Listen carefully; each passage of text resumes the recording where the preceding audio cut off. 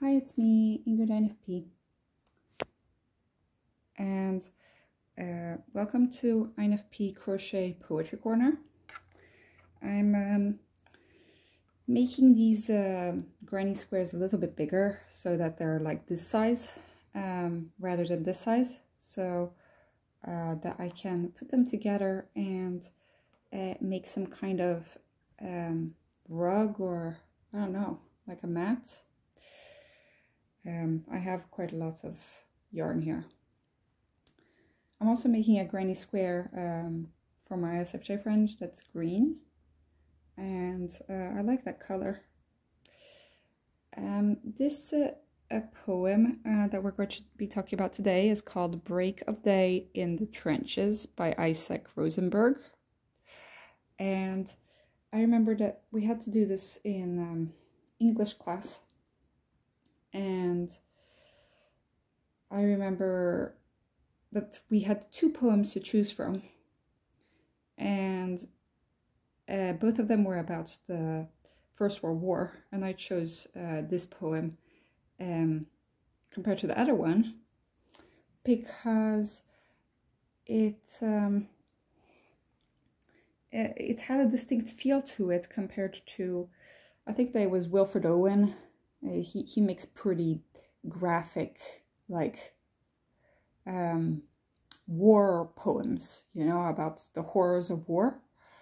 This one is actually more about peace within the war rather than like the horrors of war itself. So here we're talking about World War I. Let's get to reading it. Okay, Break of Day in the Trenches. The darkness crumbles away. It is in the same old druid time as ever. Only a live thing leaps my hand, a queer, sardonic rat. As I pull the parapet's poppy to stick behind my ear. Droll rat. They would shoot you if they knew your cosmopolitan sympathies.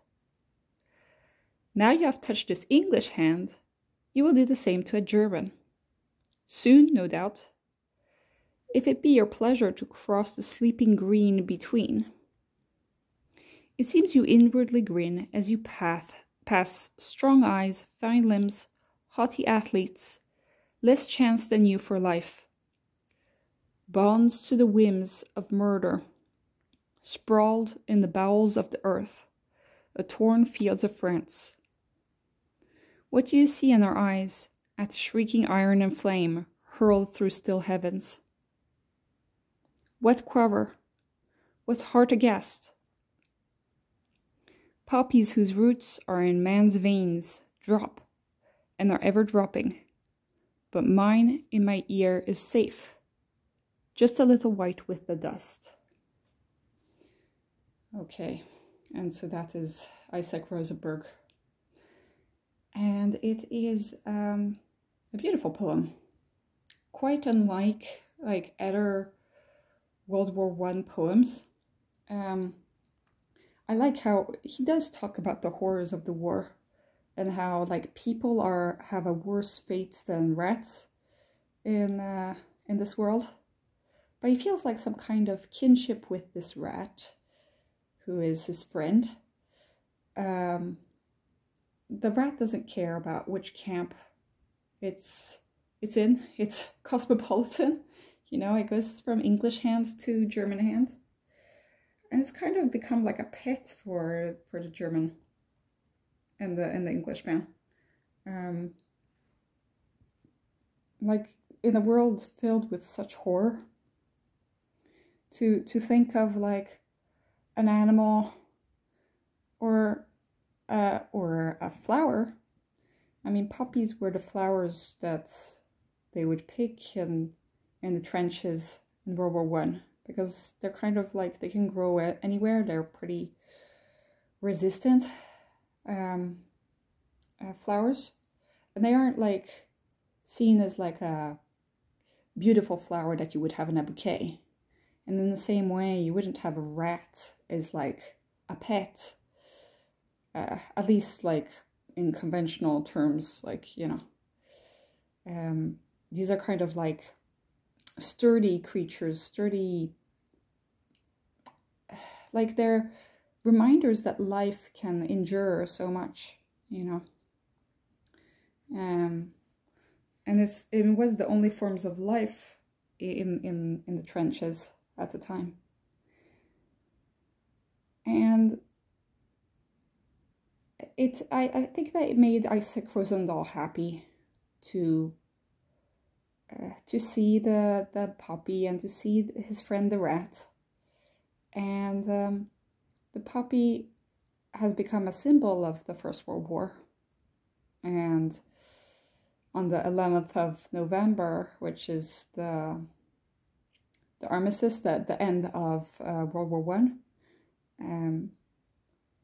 we in France they celebrate with a blue flower called the bleuet, that was also growing in the trenches, but in England it's the poppy. So they talk a lot about the poppy, and the poppy is red like this crochet that I'm making, so that's why I was reminded of this poem. I also like how he kind of makes fun of the situation. Like he has this conversation with this rat, and he, you know, he's trying to have a good time, even though like everybody's blasted to pieces around him. And I'm glad that he got some kind of relief from all of the terrible horror that was surrounding him at all times. Also, the imagery in this poem is really beautiful. Like the poppies dropping like the veins of the soldiers. It's like red, like it's very visual, you know? He talks about the red of the poppies, but also about like the dust is white. And like white is usually like, you know, considered like the color of peace and hope and such. But in this case, it's just like the dust of the trenches, you know. And the actual red in this case is not the blood, but like the beauty of the flower. So he's kind of reversing what the colors mean in this case.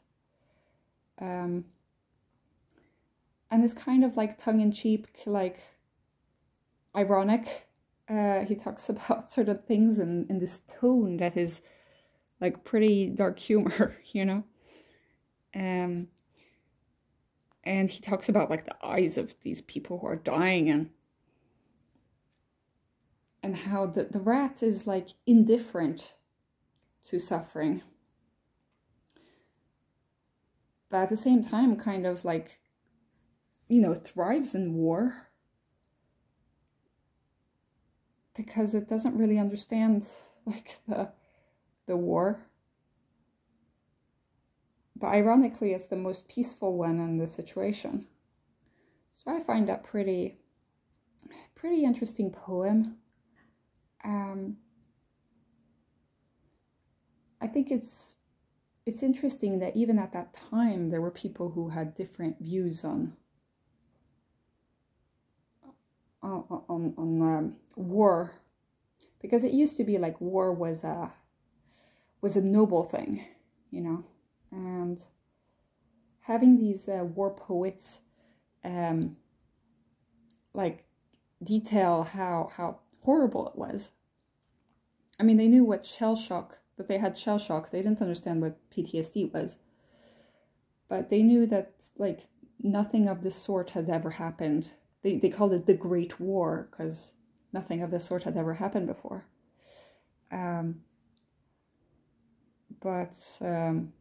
Yeah, it's sad that so many people died in such a bleak place, you know, just because like countries were against each other in the war and they were allies and stuff. It's a tragedy, you know. So I'm thinking about this poem while I'm making my red crochet, because they kind of look like poppies, these little granny squares that I'm making. They kind of are red and floral, kind of. I really like poppies, even though they're not considered like a noble flower or whatever. I had a friend who had a rat as a pet. I'm kind of scared of rats. If you've ever watched I don't know if you guys have ever seen, there's a French show called Fort Boyard, where they're in a fort and they're like it's a fort and they have like teams and then they have to do like challenges and stuff. It's kind of a silly show, but I got scared. That's where my fear of rats comes from, because they would have like rats and stuff there to like scare the contestants. I was like, I'll be fine with the snakes, I'll be fine, but not with the rats. But I think that if I were in the trenches, I mean, I'd find a rat pretty comforting just to look at. This poem kind of reminds me of the 13 Ways of Looking at the Blackbird poem, because it's kind of like, you know, the musings of somebody who is watching something simple in nature that is often overlooked. So yeah, I hope that you guys have a great day. Tell me what you guys think. I'm soon finished with this granny square.